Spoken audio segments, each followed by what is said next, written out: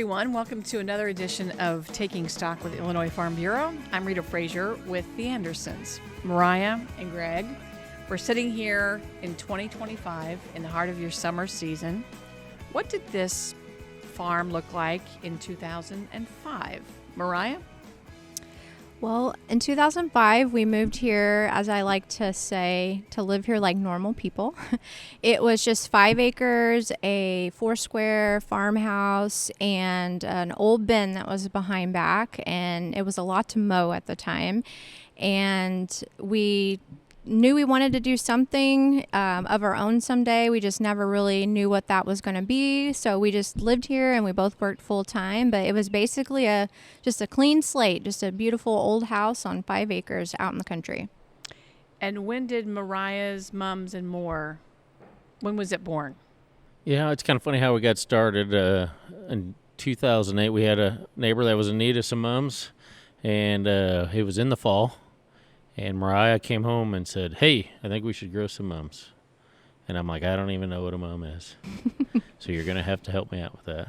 So it's kind of one of those things where Mariah said we could do it, and we went on our way for the next season, our first season in 2009, and we had 300 mums. And I always say we had to have 300 mums because that was the minimum order.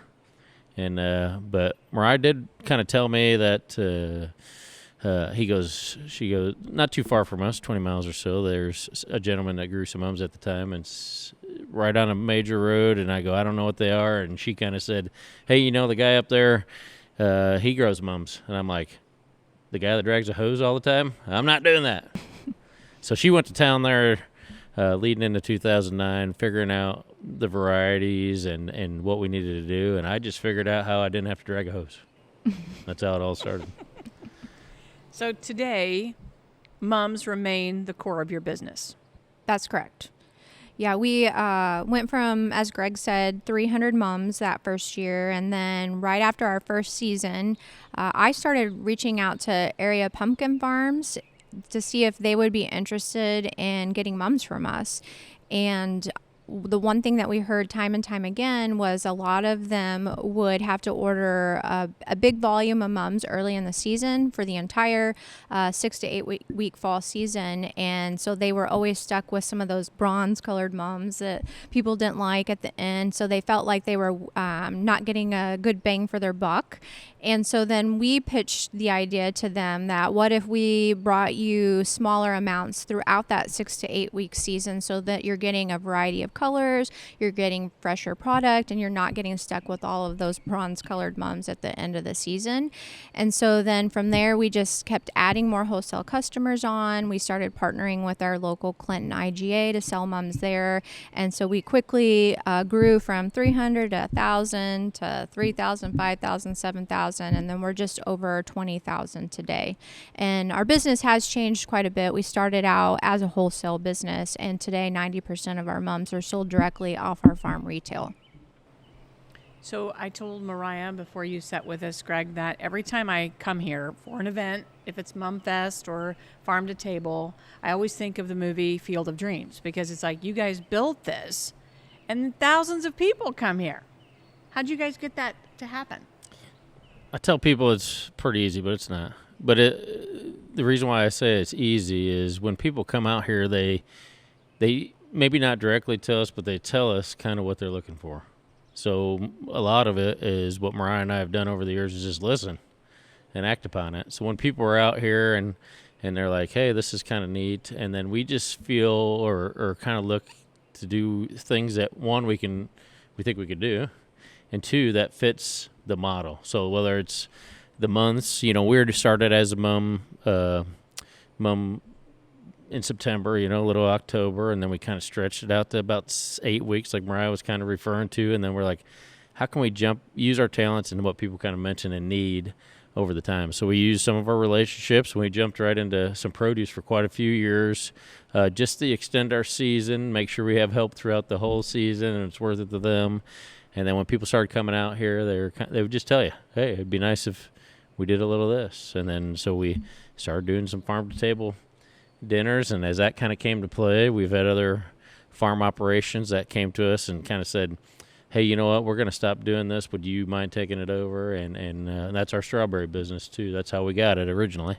I said no, and then we circled back around, and we took it over, and that's been here for 8 years already. I mean, it's gone by fast. So really, as our operation has grown, we just listen, and then we fill the voids that we have throughout the season. And like this last weekend, I mean, we added a kids area. We've had a kids area, but this is a lot more this year. That's a big expansion for us this year, and it brought a lot of people in this last weekend. But what we like to say is to get people here for when they come out here. We're not like right off the beaten path, right? So we're out in the middle of nowhere. A lot of people like to say, but when they come here, they don't just have one thing to do. So when they drive up the driveway, they may come for strawberries, but they're going to make a bouquet while they're here, or they're going to get lunch, or maybe a few donuts, and go play in the kids area. But it's a nice, peaceful spot where it's quiet, you know. So they get to sit here. It's a meeting place for families and friends that they can just come for an hour or two, and that's what we've become, is a meeting place for a lot of families. I love it here, and I think most of Clinton and the surrounding areas obviously do. You're part of the community in many ways. But you mentioned that earlier about listening to the customer and zeroing in on that. You also really connected to a national organization that really put you in that agritourism space. Is that right? Yes, I would say it's been about 4 years ago we joined NAFTMA, which stands for North America Farm Direct Marketing Association. And it's actually now an international agritourism organization. And so that really was a game changer for Greg and I in our business. And we honestly owe a lot to the organization, as we feel that it has really fast-tracked some of the things that we were going to add over the past few years, one of those being our food concession. And so they have a national convention every year, and the first year we went was 3 or 4 years ago. We went to Austin, Texas, and so we knew that coming season we were going to add donuts to our food concession. So we went down there and we were going to ask anybody that we knew or anybody we met about their donut operation. But then that first night when we got there, they had a newbies orientation, and so it was just, we felt so welcome, and farms would come up and they would see our name badges had like a little badge on it that said that we were new or we were rookies to the organization. So they were just welcoming, and they were like, tell us about your operation. Where are you at? Like, what do you grow? What do you want to expand? And everyone we talked to, we were like, well, we want to get into the donut game. And so then we said we bought this size of donut machine, and then they would tell us, get rid of that one, go to the next level because you're going to need it in 2 years anyways. So we just learned so much. And at that convention, they have a day for farm tours. So they'll go to different agritourism farms in that area. And if you want to go in and see how they organize their storage area, like everything is free game. And so at every one of those farms, they had their bakeries going, their donut machines going. And so we would ask them like what kind of donut mix you had. And so they would all give us like good tips. And so that really fast tracked our concession piece of our business. So we're very grateful for that. And then they have a member only Facebook group. I actually just posted in there the other day with a question I had about something that we're planning on doing for next year. And so people just will not hesitate. They're open books. And so it's just great to be around a community that wants everybody to be successful, and that everybody's not holding things close to them, that they want other farms just like them to be successful in their operation too. And so we enjoy it. The conference this next year's in Florida, so they're going somewhere warm again. So we're looking forward to going to that in February. So this is a place for the community to gather, have fun, get great things to eat, but at the heart of it, you guys are farmers. Yeah, that's how we started.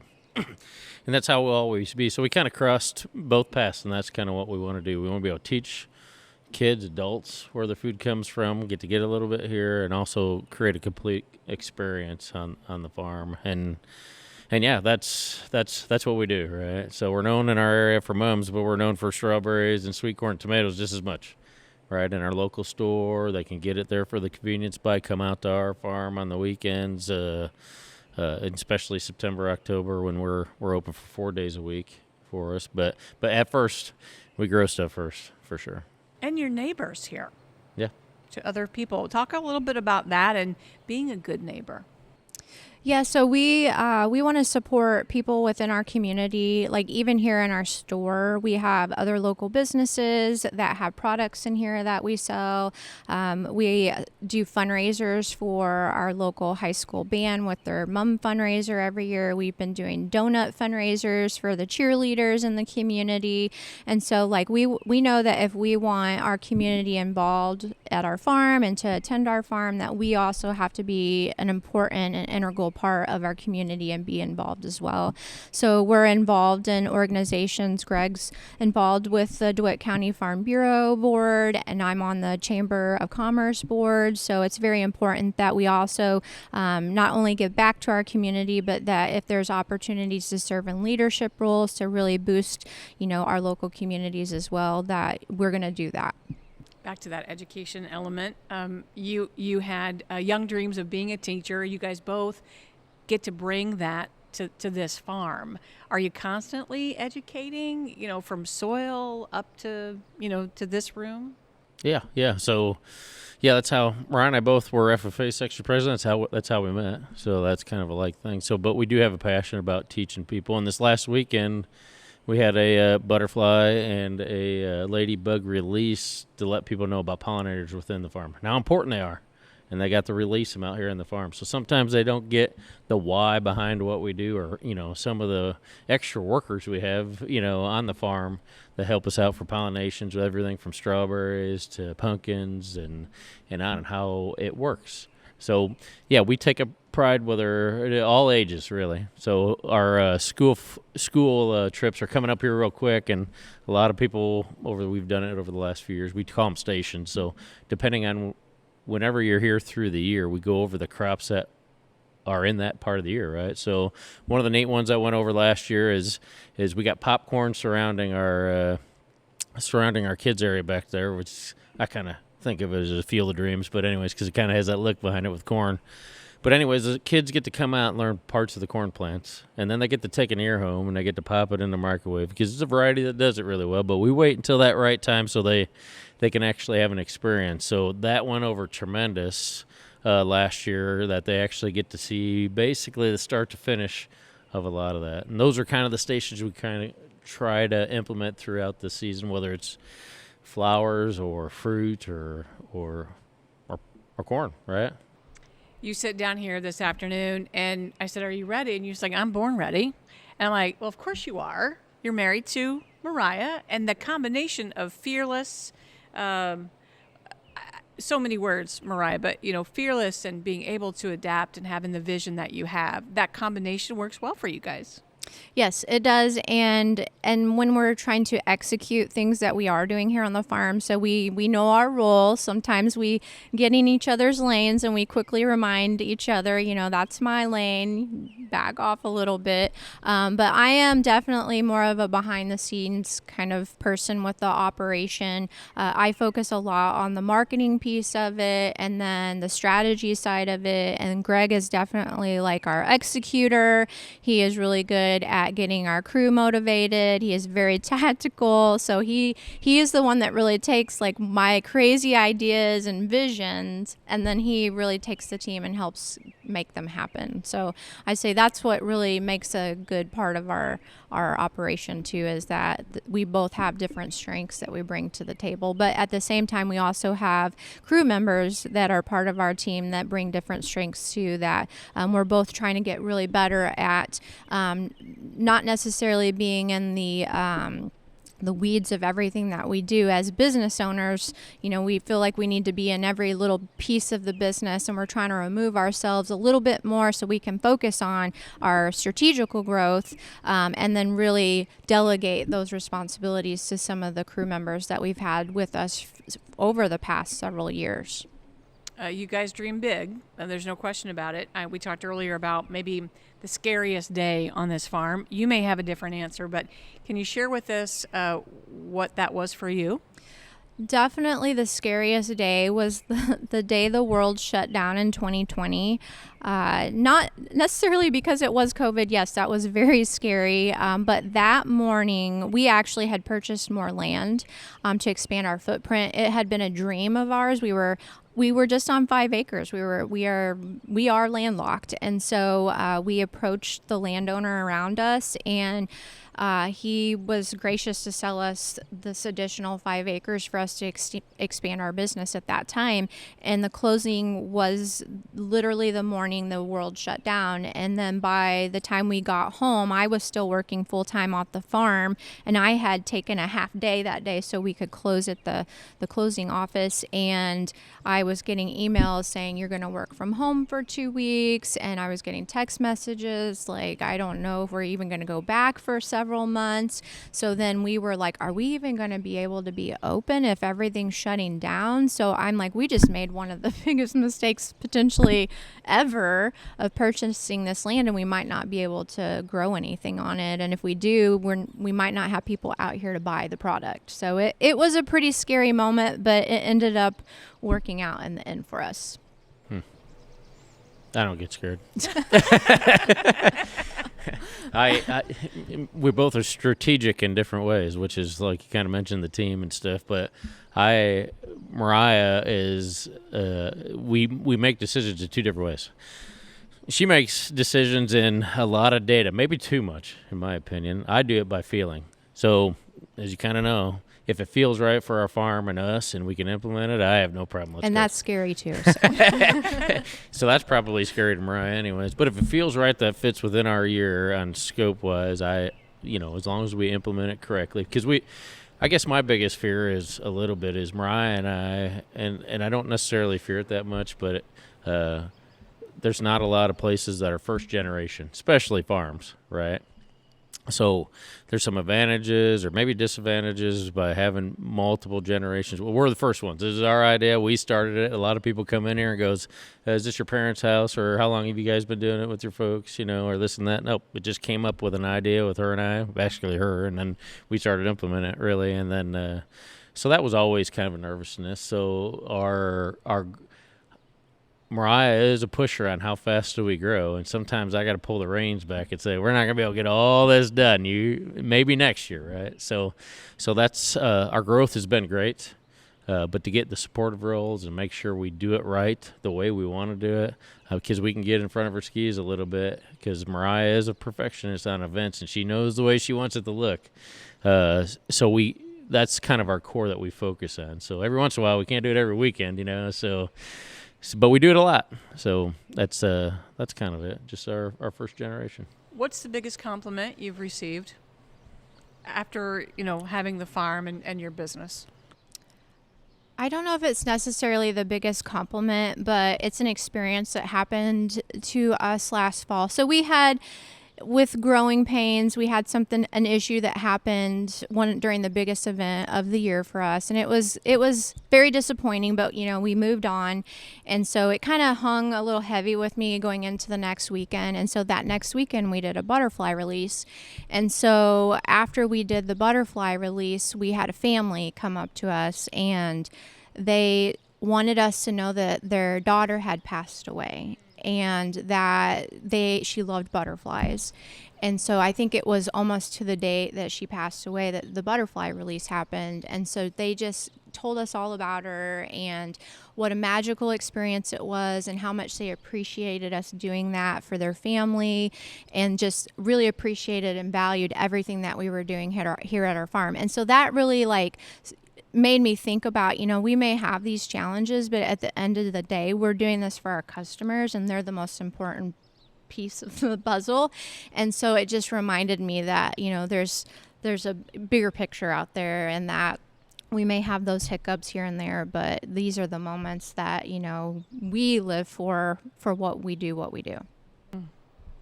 So throughout the season, January through December, what's your best day on this farm? Throughout the year, what's the best day? Yeah. Let's see, October 31st. The day we close. We're busy year-round, but, it's kind of one of those things where when we decided to do this, there's a lot of operations like us that are open for a period of season, like we were at the beginning, where we call it mum season, September, and it was kind of a mad dash that you get through. You do a bunch of work behind the scenes as you kind of go through there, but 6 weeks, you're really pushing it. So one of the things that makes us different than others is Mariah and I didn't want to add to the 6 weeks of mum season. We actually wanted to prolong our season. So we got a small crew. We're a really small crew. And so we went from 6 weeks to 6 months. We're over for 6 months. Now, it's just on the weekends or whatnot, but we got to fill the 6 months scenario. So we can handle the crowds through a certain reason, but we kind of wanted to spread it out instead of making that 6 weeks so much bigger, right? So we do grow 20,000 mums. We could grow more, but that seems to be the happy number for us. But we wanted to create that event throughout the season. I mean, we start just before Mother's Day, basically because I don't like to use things for one purpose. So we do have high tunnels in here that has strawberries in there that we planted in February, but I'm like, I got a bunch of wasted space. So we started doing hanging baskets about 5 years ago and spring annuals, and that kind of led us up to 6 months because we have the irrigation. We got this. We have a lot of pieces of the component, and we just kind of kept building off of it. So instead of having that big bump, boy, we just spread it all the way over the season. That allows us to do a lot of the events we do throughout the season, and people want it this year for sure. Like, we're kind of busy for a month, but we knew we were going to do our kid area for families and whatnot, and we advertised that we were going to open it in July, but that very first day we were open, people were wondering where it's at, and they were ready. So anyways, we just kind of realized that, okay, throughout the season they're looking for something to do on the weekends, like or even during the week, but during those periods. So it's kind of nice to create a atmosphere for 6 months. You've got extra parking this year. I don't know what your total numbers are, thousands, during the entire season. You don't get a chance to sit down with each one of your customers, but if you did, what would you tell them, and what do you want them to know about this farm? I think that I would want our customers to know that, we're the faces behind our farm. We're not about getting the most people out here at one time. We want people to come out here and have a memorable experience with their family. And while they're here having those moments that they live for as families, they're connecting with the products that we grow, the flowers that we grow, the produce that they're taking, local watermelons home that were grown right here. And at the same time, while they're here enjoying all these local products that are grown right here in the county, they're also going out to the kid area and having a fun time in the area with their kids and the parents and the grandparents. And so we want them to know that, this is a place to make memories. It's just not a place for excitement, but we want you to have those lasting memories that you'll remember for years to come. Yeah, 100%. This spring, I saw a few. It was a mother-daughter, granddaughter scenario out here, and they were sitting at a table. Every time I walked by while we were busy, it was a busy weekend, they were just sitting there just visiting. It was a perfect day, just beautiful weekend, nice little breeze, kind of like it is today. And they just sat there, and then they kind of got up, did like activities, went back there, and they were just visiting. So this year we happened to have some sparkling apple cider that was a new product of ours that kind of came in. We're working with an orchard doing that. So it kind of started slowing down. I noticed they're still over there. So I always like to ask the customer. So I'm like, how are your guys' day? And they said, this is just a perfect atmosphere for us just to visit, right? Hustle and bustle home, nowhere else. But they just spent hours, 3 generations visiting at this table in the shade, just having a ball. And that's what, Mariah and I talk about it all the time. That's what we try to do. So. Hard to beat that. So anything else you guys, either one of you, would add today for us? I would say that, we're still adapting and growing. Not everything is going to be a walk in the park. And so we just know that, if something doesn't work out, we're going to quickly move on. But at the end of the day, we want to learn and grow too as people, as business owners, and we want our employees to grow as well. And so, we put our heart and soul into everything that we do, and we hope that when people visit our farm, they see that heart and soul into every piece and corner that happens here at our farm. Yeah, 100%. Mariah hit some of the key words, but on the wall behind you, it says innovate, adapt, and grow. And that doesn't mean that you get it right out of the gate, but it says, hey, you know what, we have room for improvement on whatever it is, So that group we're part of, we help other farmers do some certain things just to fast track it. Maybe you get the confidence and that kind of thing, and they do it to us as well. But yeah, it's just one of those things where may not get it right, but if we adapt as we go through there, we'll get it close. So, and to never quit.